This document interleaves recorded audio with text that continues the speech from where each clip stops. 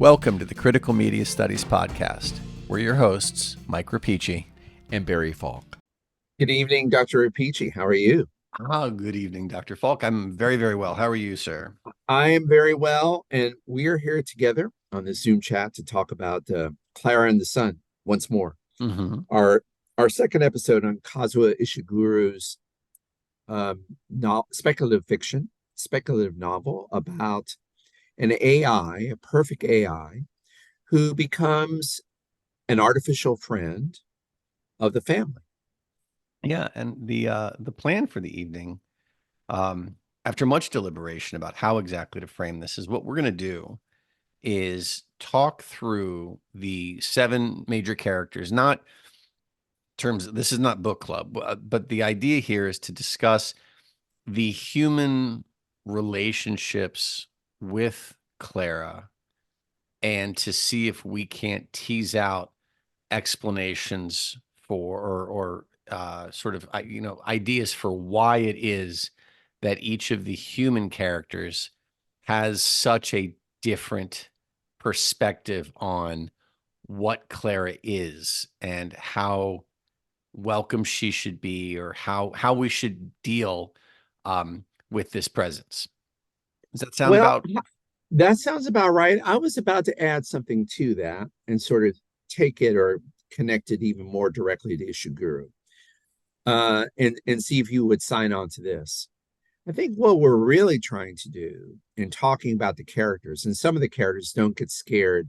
This is going to be the War and Peace episode, dear listener, of Critical Media Studies, because even though we're talking about the 7 characters, some of the characters we're able to talk about in pairs, and so it isn't going to be 7 full-length character studies. But I think the purpose of our discussion of thinking about the characters or thinking through the characters is what we're teasing out. I mean, I think we're trying to tease out what interests, I think, both of us the most about the book, in that Ishiguro is a smart guy. Mm-hmm. Nobel Prize winner. Not all, maybe not all Nobel Prize winners for literature are smart, but I'll give him the benefit of the doubt, right? Yeah. Let's do that. But he seems to be an exceedingly smart person, and this is a little bit off topic for him. Although, as we discussed last week, perhaps not completely off topic for various reasons that probably will come up when we talk about the characters. But also the big draw on this. Something that's very interesting about this book, and just doing research on this book, this is a relatively recent novel, but there's still an incredible amount of secondary sources, and one of the reasons that are written on it. And one of the reasons for that is, and I'm getting back to sort of our purpose here, I think, this is a speculative fiction about AI, and AI is the topic of the moment. And so I think what we're really trying to do in talking about these characters' relation to technology is we're trying to see if Kazuo Ishiguro has wisdom for us. I think what we're trying to figure out is, what is this insightful social critic telling us about the ways in which technology has been absorbed or adopted within the culture, and what that might mean about the near future in which this novel is set. So I think the reason why there has been, and considering the recent coinage of the novel, the recent publication of the novel, to see that many academic sources beyond reviewers, book reviewers, or to see so many secondary sources and criticism, academic criticism of the book, I think it's because of this, because Ishiguro this is his statement about AI, and we're interested in wisdom. Well, I think to guide us as we think about AI. So that's what we're looking for. Yeah, I agree, and I sign off on that wholeheartedly. I think that part of the reason that this discussion is being taken up among academics, and this is something you and I had talked about last week, I believe, prior to recording, was that the book is very ambiguously set. It's set in the future, but not the far distant future. It's the now future. And it's set it seems to be set in the United States, but we're not but 100% it, sure. And I but it's think not. It's ambiguous. and I think that the argument in just the contextual argument that he's laying down is that this is here now. It's just one breath ahead.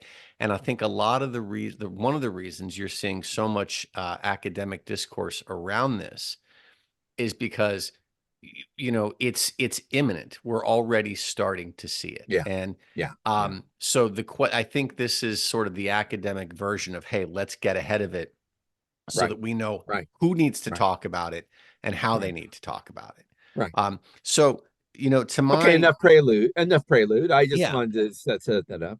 Yeah, yeah. So let's talk. but I think I think that understanding is kind of important for how we're going to group them together, quite Sure. frankly. So there are, to my count, we've got 7 characters to discuss. We have Melania, the housekeeper for Who Josie is and Chrissy. called Melania Housekeeper, right? Yes, Melania housekeeper. Here are the pairings that we're going to put them on. So I'll give a quick just synopsis of the pairings that we're going to do and the reasons why we've paired them this way. So we've got Melania housekeeper, who is Melania housekeeper and Helen, Rick's mother. And the reason these are both women of a similar age, um, and a similar class, I think is fair to say. Similar class, but Socioeconomically, they're at least not among the privileged classes. There seems to be a gap, even though Helen has obviously dropped in the class status. Still seems to be that's better said. They're more not capital. Yeah, yeah, they are not of a privileged class. right. The next grouping is going to be Chrissy, her ex-husband Paul, and then Capaldi, the artist and engineer guy. You have here three Genetic characters. engineer. Genetic engineer. Oh, yeah, right. Were you? Oh, did I get you? I'm sorry. I think I messed you up there. Paul is an engineer, former engineer, Yes, and then Capaldi is a genetic engineer. yes. And we're putting these 3 together because they are all 3, even though Paul doesn't seem to be as financially well off as Chrissy, Right, he's right. been sort of what's the term? Pre or post-employed? Post-employment. Post-employed. We know that he was formerly of that class. Absolutely. Right. So we have these 3, and then we're going to finish up with the discussion of Rick and Josie, who, while they exist in different social orbits, um, the difference there, we could argue, comes down to Helen's finances and the ability to provide for Rick the way that Chrissy can provide for Josie. But he has we know very well that he has the intellectual capacity Sure. to be Sure. a peer of Josie. So And there seems to be, and talking about, let me just add something to your description, which is, I think, correct about this similar in intellectual capacity. I think we would include in that similar I mean, the intellectual capacity isn't just like they would do, both of them probably would do well on the SAT. It isn't mm, just that. It's that there seem to be like kindred intellectual, even aesthetic interests yeah, that the yeah, characters have in common. yeah. Well, so let's save that until we get to it. But so the topic at hand, I guess, is if we look at these as 3 distinct groups, they We're going to have map out their relationship to yeah, Klara, well, right? not just map out the relationship. I think we Uh-huh. really want to try and tease out the reasoning behind the relationship. So let's just start. Like, so for example, Melania Housekeeper Oh, you know is what? If I may interrupt you, I you think may one thing we should do, and though hopefully people listening to this episode heard the previous episode, but we probably should describe once more what Klara is. Can we do that quickly? sure go for it. Well, just mention that Klara is the artificial friend, the perfect servant that has been purchased by Chrissy for Josie. Interestingly enough, there seems to be this received idea among the parents of lifted children. There seems to be this fear and insecurity that while these children are privileged in regard to the children of other classes, there's a fear that they're more susceptible to both disease in the world of this novel, but also to mental fragmentation and loneliness. So one of the reasons why it's the reason that creates the artificial friend is that there is a sense that you are more prone, you become more socially incapable the more you become economically privileged or the more lifted you are. So Klara becomes a sort of necessary accoutrement for the lives of these families in these family situations. They stabilize. They're there for emotional succor, and they're necessary for that reason. I think Believed to that's be fair. necessary. So let's start with Melania housekeeper and Helen. Melania does not like Josie, does not trust Josie, but understands well what Josie is and why Josie's there. Mhm. And I think it's possible that we could look at her as merely being an overprotective nanny for a child who is sick and dying and does not trust anything from the outside. Mhm. Um, on the flip side of this coin, we have Helen, who is in a former life was apparently a fairly successful actress, a stage actress, I believe, um, who has fallen on harder times.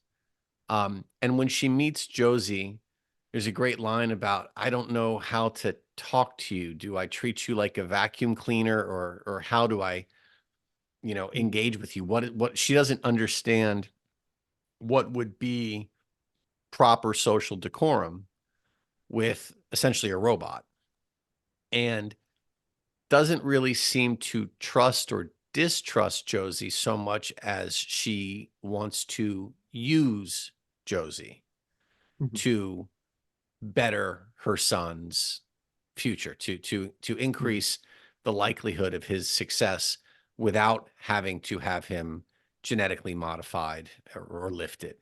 So what's your, if we look at these two women, the things they have in common is, as we said, they are obviously not members of a privileged class. Do you think that that alone explains their sort of distance or reluctance to engage with Josie as if she were something more than a machine? Well, that's interesting. I mean, I guess I have a reading that I guess according to my reading, they have different motivations. So let me run this by you. I'm going to start with the family, with Chrissy and Josie, and the idea of what I think is behind Kazuo Ishiguro's presentation of the privileged families, of the families that can afford to lift their children. I think this is one place where this is a different subject, as we remarked, for an Ishiguro novel, Artificial Intelligence, although he did have a novel about cloning, Never Let Me Go, another really fine sort of speculative fiction novel. But throughout his oeuvre, right, Ishiguro has always been concerned about the problems of elites and the problems of social hierarchy. And he's often been very critical. In his Nobel Prize speech, he has this wonderful phrase or powerful phrase. I don't know whether it's wonderful, but it's certainly powerful, where he talks about the quote unquote savage meritocracies that rule us. Now, that's a real, I mean, meritocracy, as we know in America, we don't, we're hesitant to affix that description to a meritocracy, because those who rise into meritocracy, they rise because of their own value. With Ishiguro, he's always suspected that those who rise up from their bootstraps and become a privileged class, and that privileged classes tend to reinforce their own privilege. Now, this seems like a digression, but I think it's kind of a necessary, to me, it's a necessary way to figure out what's going on with these particular characters. So I think there's a general critique in this novel of Chrissy and Josie. Hmm. Not well, just say Chrissy and Peter.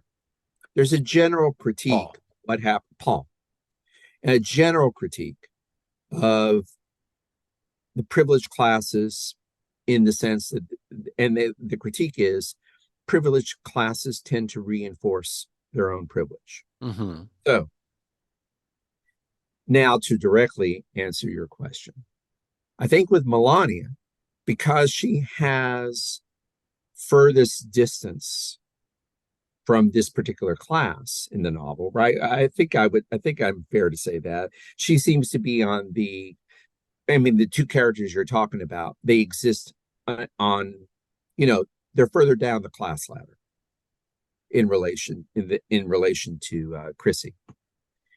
So I think that Melania's motivation for Klara is, I don't think Ishiguro, I think Ishiguro feels that that is a quote unquote very human emotion. She's doing her job. She has this human affection for another human in her charge. And so work and emotions kind of combine. And I would say that Melania is protective, is skeptical of Klara, mainly because not because of her ideology for or against technology, but just because she's protective of Klara because she is the most quote unquote human character in the novel.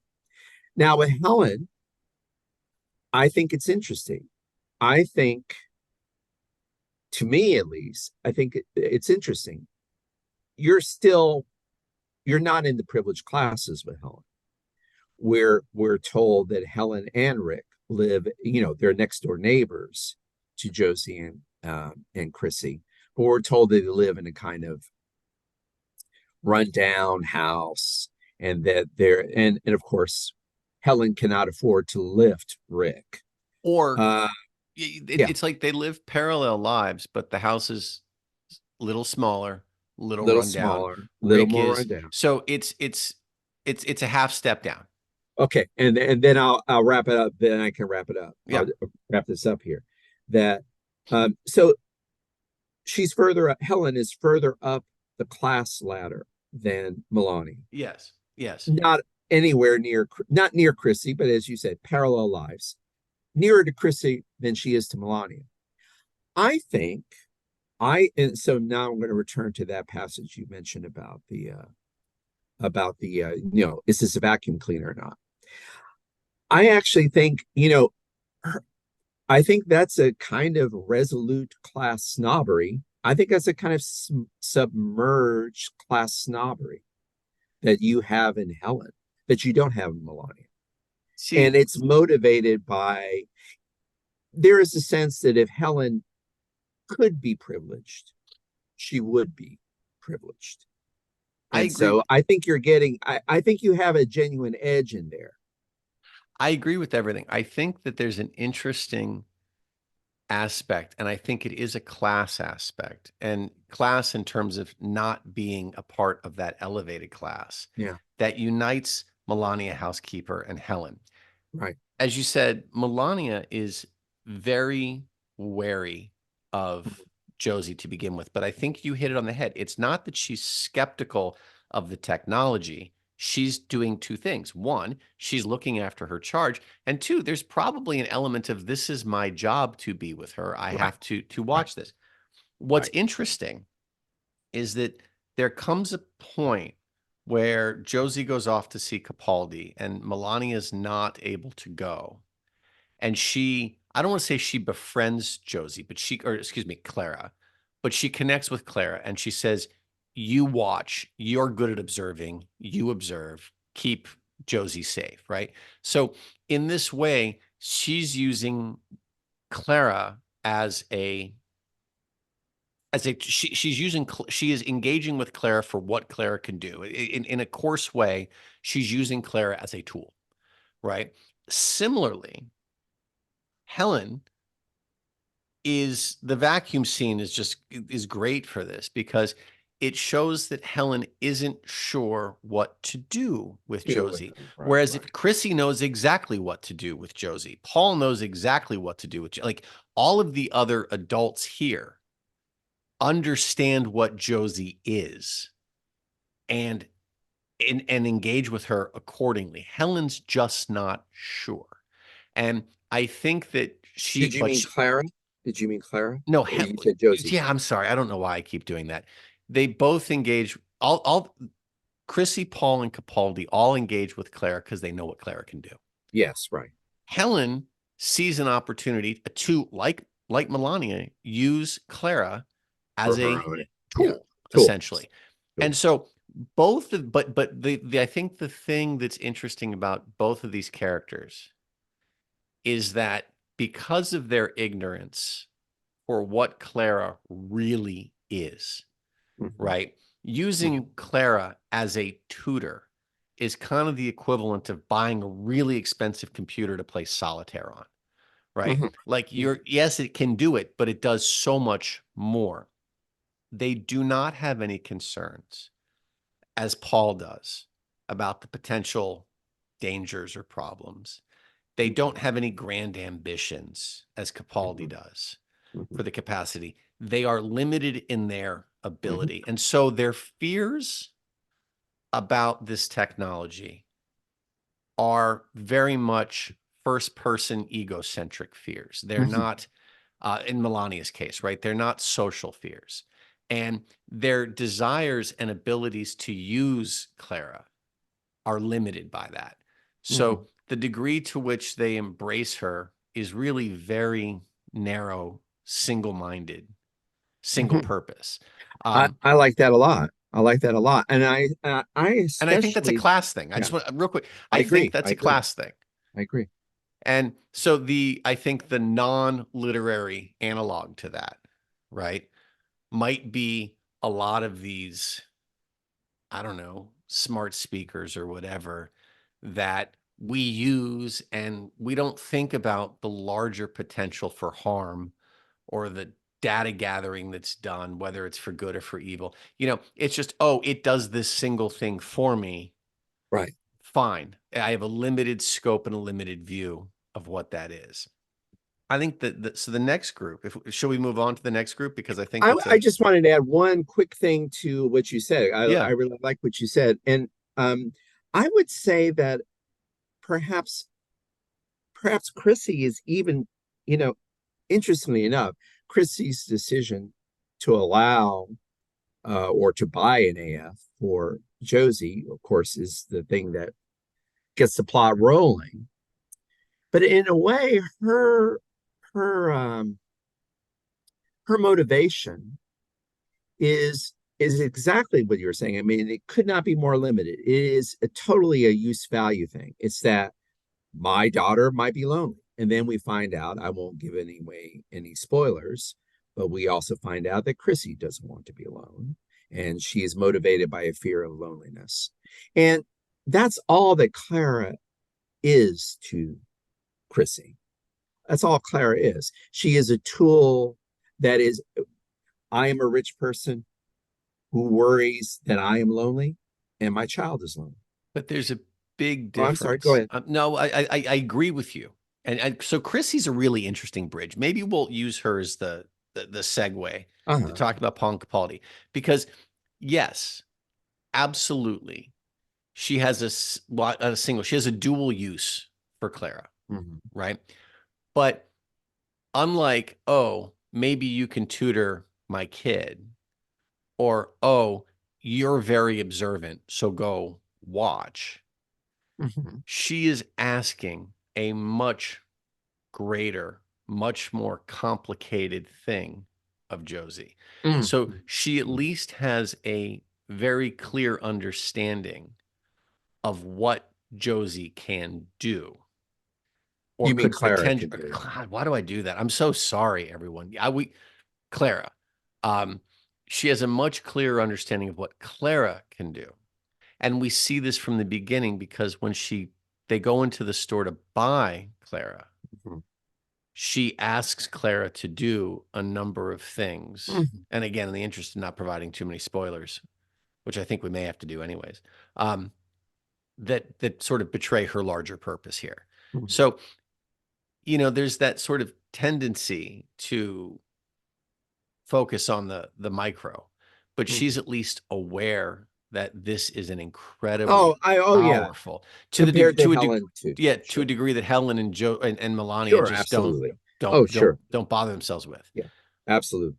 And I think it's important maybe to notice it's not that Melania or Helen aren't aware of Clara's incredible capabilities or her complexities. It's that they just don't concern themselves with it. Mhm. And so again, I think of that as a class distinction that Ishiguro is drawing. So, shall we talk Chrissy, Paul, and Capaldi? Okay. I butchered our introduction to Melania and Helen. So do you want to start? Like, how do you see these three? What's the nature of this discussion here? Well, you probably are. You've already talked about Chrissy. Should we talk Yeah, about Paul? Um, our post-employed ex-husband here. well, Paul's really, golly, it's so complex. I think I'm going to need your help to discuss Paul. And so let me opt out and do the simpler one. Let's talk about Capaldi, Okay. and then maybe you'll help me sort of talk through Paul. With Capaldi, he is we the sketch artist who turns out to be a scientist, turns Hmm. out to be interested in and capable doing research in genetic engineering, and has these. I won't be too specific about what he's doing, but just to answer our question, he turns out to be a science. He defines himself by his scientific quest. He is a character who sort of is the spokesperson for science, and is positive about and in fact has a progressive view of the future.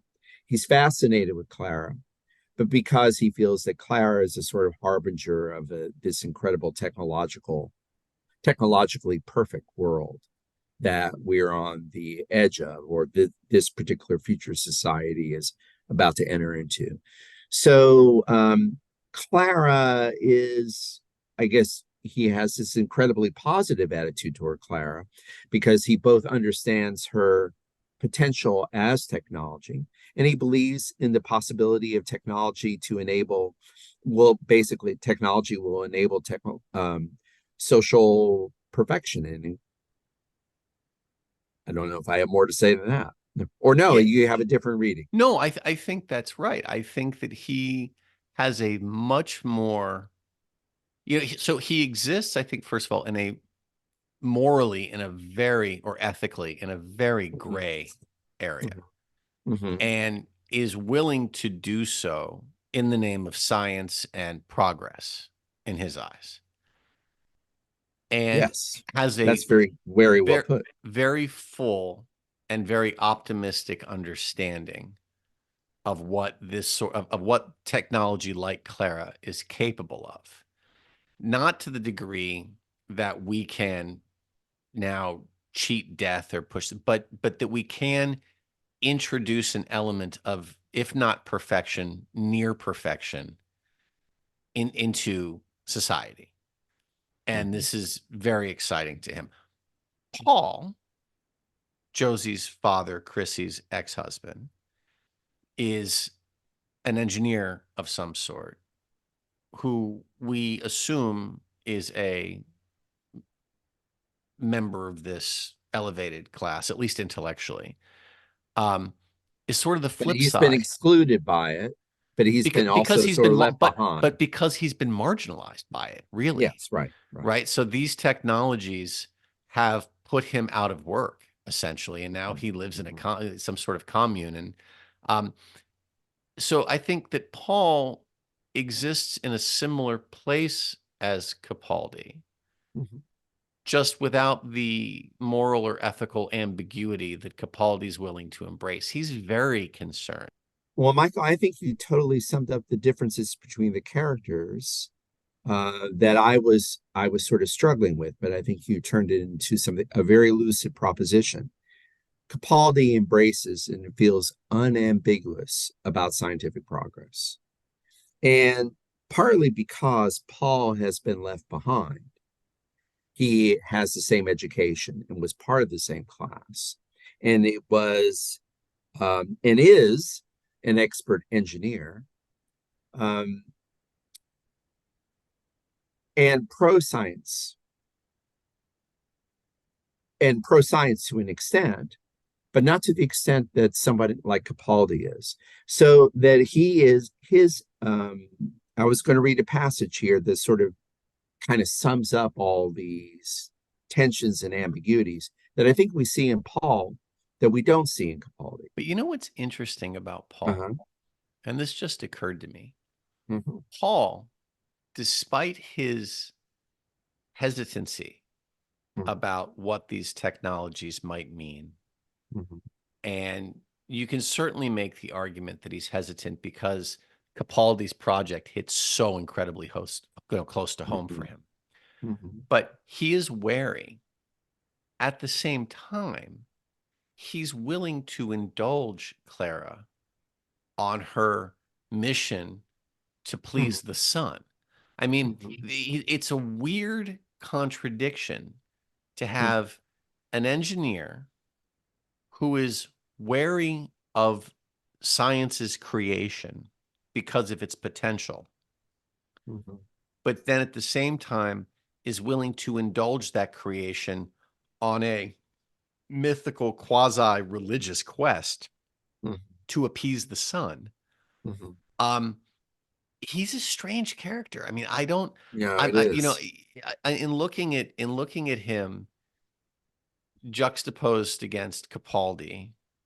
Mm-hmm. See, I think it's easy to exclude Chrissy from this discussion Mm-hmm. for two reasons. One, Chrissy has a maternal instinct that the other two aren't wrestling with.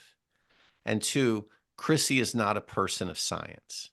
She doesn't have the appreciation, good or for bad, of the machine that Mm-hmm. these two have. So, in a sense, I think that Capaldi and Paul are like the characters behind the curtain. And one is saying, onward we charge. And the other one is saying, I'm not really 100% sure that this is a good idea. In fact, I'm going to go so far as to say this is a bad, potentially sick idea. Mm-hmm. But then he's willing to let that machine lead him to break the law and indulge the machine in its own religiosity. I mean, he's a very strange character. As I'm Very talking complex this character. through, I'm trying to figure out where Ishiguro is coming down here. I mean, certainly he has an eye for the people who are pro science in the name of progress. But Well, this may be it. Yeah, go ahead. I'm sorry. I don't know what to make of Paul. I thought I did, but now I don't. Well, I think that this may be a Yeatsian moment on Ishiguro's part. This idea that the best people lack all conviction, that it's precisely because he's intelligent, because he comes from the privileged class, but is disaffected from it, that he's all over the place. He has no convictions of himself. He questions his own convictions. And so his actions are confusing because his convictions are confusing, because he's confused in his relationship to the leading ideas that he used to believe in. So maybe that's the reason for these contradictions. So is it enough for him to just say, I'm not sure? I don't think he realizes how uncertain he is, would be how I put it. Did that make any I think sense? that's right. No, I think that's right because he's willing to go along with Klara, Right, which would right. indicate a sort of I don't want to say lack of conviction because he's very convicted. I just don't think he understands the impact or the No, way that I don't think that he understands or that he has a means of acting on his convictions. He's not sure what that looks like. sure, sure, sure. The best. Okay. Well, No, no. I mean, I'm saying if you Did you hear skepticism in my No, no, sure? no, no, no, I no, know. not at all. I just it's such a puzzling perspective, but it makes sense. Well, I mean, the Yeats quote, what I like about the Yeats quote is that we tend to think of somebody. I mean, I think this is sort of relevant to your point. We tend to think, I mean, usually when we say you lack conviction, that's a diss. Hmm. Like you don't have any beliefs, you don't have any core beliefs, and you're acting like a mess, and you must be a mess because only true whatever. They always are very clear. Truly intelligent people are, or whatever, truly good people are always sure of their convictions. And Yeats, by saying the best lack all conviction. Now that was sort of a judgment of his on Yeats's part of his particular period. But what I like about that phrase is it reminds you that sometimes for amazing motives or for very understandable historical reasons, the best and brightest minds could be in this situation where they're contradicting themselves, where they do things that they are not comfortable with and they cannot fully understand. Especially that I'm thinking about this, especially in relation to Clara. You're right. It doesn't make any sense that he would support Clara and her theological beliefs when he says at one point, I think Dr. Capaldi is right in his quest for science. And I don't believe that human beings have any uniqueness. So at one point, Paul basically says, I'm with the kind of materialistic view that that Capaldi espouses. And at the same time, he aids and abets Clara on her quasi-religious quest. But that's a contradiction. But maybe it's a contradiction that shows his character rather than shows his lack of character. I like it. I like it. Shall we move to our final pairing, Sure, the kids, the center of the novel, sure. Rick and Josie? The differences here on the surface are very clear. They are younger. They are of different social classes, but because they're both dependents, Mm-hmm. it doesn't matter in the sense that it's not that, um, Well, their well, parents are making their choices about their technology. Is that what you mean by that? yeah, yeah. Well, I guess what I'm saying is I don't see the class difference here being Right. being as significant. So I'll give you earlier you said that they have similar intellectual pursuits. There's the great scene where Rick goes into Josie's room and she draws and he fills in the thought bubbles. They're able to, despite the fact that they're from different classes, they are able to intellectually collaborate Mm-hmm. um, Mm-hmm. and work. Everybody feels that Rick is intelligent enough Mm-hmm. to gain access to college, and then they're gonna be, they have this romantic dream that keeps them together. Mm-hmm. um so I think what's interesting here, right, is that Clara is purchased for Josie. Mm-hmm. Josie sees Clara and is Mm-hmm. instantly taken with her, says, I'll come back for you, and then Mm-hmm. does. So what you don't have is the reluctance that Melania Housekeeper had. Mm-hmm. You don't have the view of Josie as a tool that Melania comes to develop and that Helen has.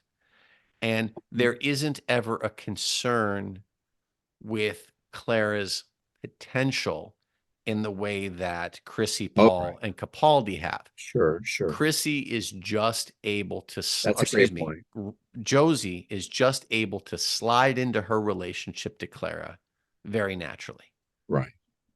Rick is also able to accept Josie in the sense that her presence doesn't rattle him. It's not bizarre or strange to him, but he's strangely ambivalent towards her. So I think if we look at Clara as the new toy, Mm-hmm. Josie's super excited, super welcoming, um, and Rick is sort of indifferent. So there's my introduction for these two. How, like, where do you want to begin this part of our little discussion? What are your thoughts? Like, why the distinction? Why is it that Josie and Rick have such a different opinion? Is it just ownership? Is Josie excited because Klara is hers? Um, Tell me quickly what your feeling of the distinction between the two is. I don't know if I quite caught it. So just that Rick is indifferent to Josie. Indifferent And to Josie no, or to God, why Clara. am I doing that? Rick is indifferent to Klara. He's neither impressed nor put off. Mhm. It's almost as if Klara could be Josie's new calculator. He doesn't care. He doesn't see her as a means to opportunity. He doesn't see her as anything, Right. you But know? so I guess I have a question for you that maybe will allow me to give an answer to the question of where Clara sits in both of these characters' lives. How do you explain the fact you're right, he's indifferent to her, and he's certainly indifferent to the idea that Clara has any potential, either for progressing the human race or technology or anything like that. But why does he befriend her? I mean, or do you think he befriends Clara? See, He seems to help her out, like Paul. He helps her out in the quasi-theological quest. Does he that does count two for things. something, or He are you helps. discounting that? No, no, not at all. He helps Josie.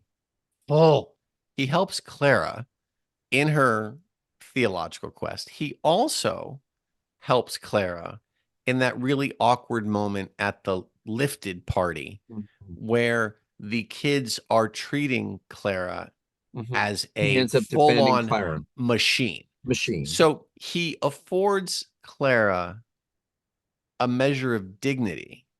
Mhm. So I think at the first part, he is willing to. I think that in Rick's eyes, Clara is clearly not human. She's not a person, but I think that he views her as more than a glorified toaster. It's like Yes, he does. Right. he Right. has a degree of empathy for Right. her.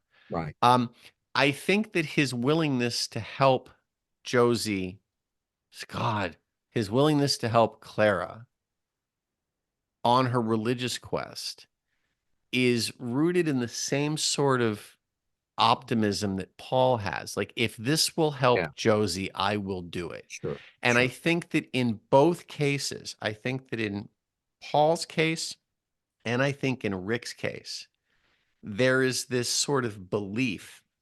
You know, we talked earlier about the AF being sort of perfection Mm-hmm. falsely personified here, right? Like, Mm-hmm. Mm-hmm.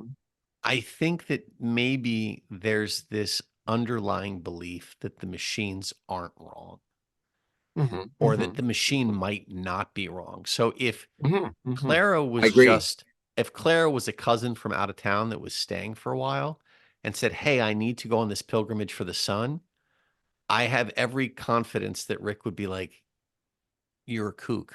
Go hang out in the barn if you want. I don't care." Similarly, I think Paul would say, "Look, if you want to go ahead and vandalize the machinery, that's your business, but I'm staying out of it." There's this belief in the potential of perfection or the Well, that's hope interesting. for perfection.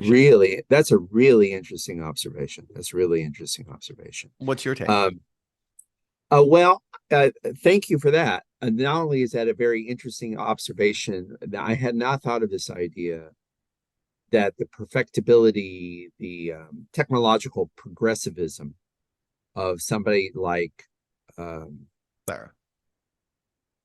Oh, no, I'm thinking of the geneticist, and now Capaldi I'm going to call, or I'm Paul. going to start calling Paul.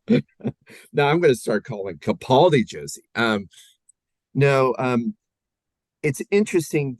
I think it's a really interesting insight to say that that technological progressivism, in a sense, might be kind of latent in Rick, and certainly it's latent in Paul, right? That maybe the technology is right, but Let me you want to. interrupt you for one Okay, I'm second. sorry. I think it's important to note that Rick, Uh-huh. as a character, though, Hmm. despite the fact that he's not lifted, has Hmm. developed this drone system. He is not Oh yeah, right, unfamiliar with robotics or the right, technology. So right, right. I think it's important to say he's invested into this. So it makes, I think, he is not unlike Paul in the sense that he And has a mind he's for an this. engineer. Yes, right. Yes. He has an engine, and mine is. Yeah, you're right. No, that's also right.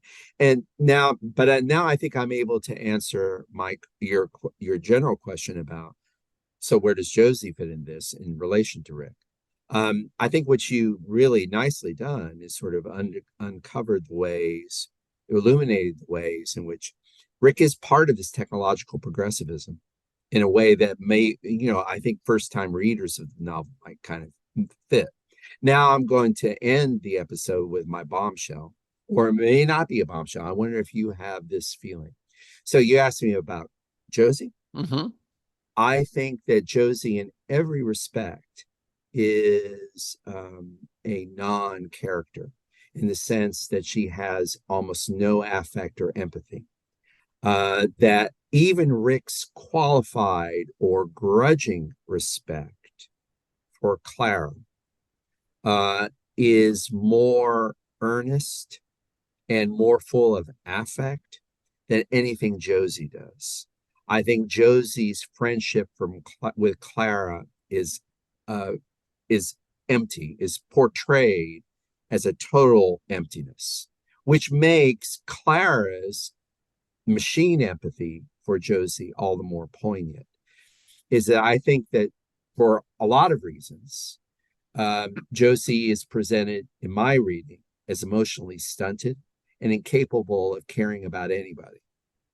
And so one of the poignant elements of the book is that Clara the machine, the AF, has more affection for Josie than Josie is capable of feeling, not only toward Clara, but toward any of the characters.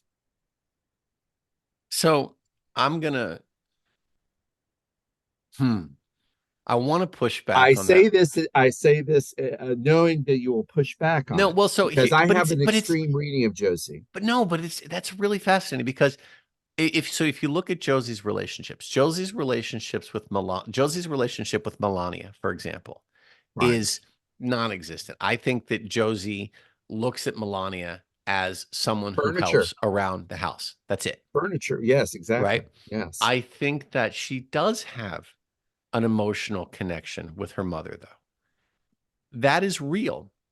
And but I wonder if on some level I think there's also Josie it's doesn't yeah, go ahead. suspect the plan all along. Sure. Sure. Oh, And and then well, go ahead. Finish. I had a comment on there, but if you need to no, go ahead. I wonder if on one hand she just sort of says, well, okay, I have this really fun new Mhm. toy slash friend who will simulate a real relationship for me, but this is And she my can't even lot. do that. Yeah. Yeah. Go ahead. I'm sorry. But this is my lot. This is where I am.